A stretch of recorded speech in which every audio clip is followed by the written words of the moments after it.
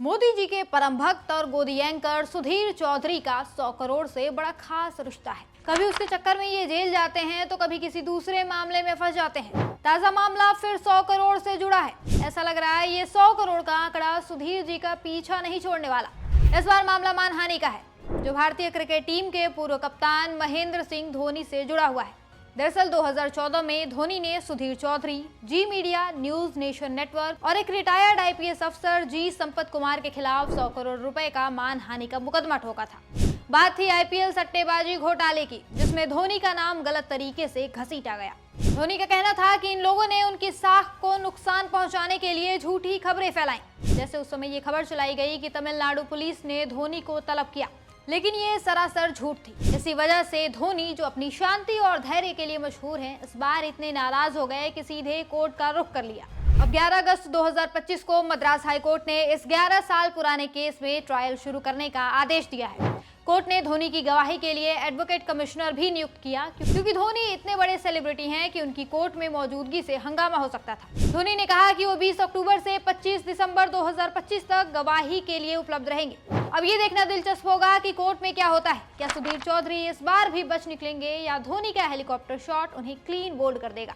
बात 100 करोड़ की हो ही रही है तो एक पुराने मामले की भी बात कर लेते हैं, जिसमें सुधीर चौधरी बुरी तरह से फंसे थे। हम बात कर रहे हैं नवीन जिंदल वाले केस की, जो 2012 में सुर्खियों में आया। उस वक्त सुधीर चौधरी जी न्यूज के बड़े बॉस थे। कहानी शुरू होती है कोयला घोटाले से, जिसमें नवीन जिंदल का नाम उछला। जिंदल, जो उस समय कांग्रेस सांसद और Jindal steel and power limited के मालिक थे, उन्होंने दिल्ली पुलिस में शिकायत दर्ज की और कहा कि सुधीर चौधरी और उनके साथी समीर अहलुवालिया ने उनसे 100 करोड़ रुपए की उगाही की कोशिश की।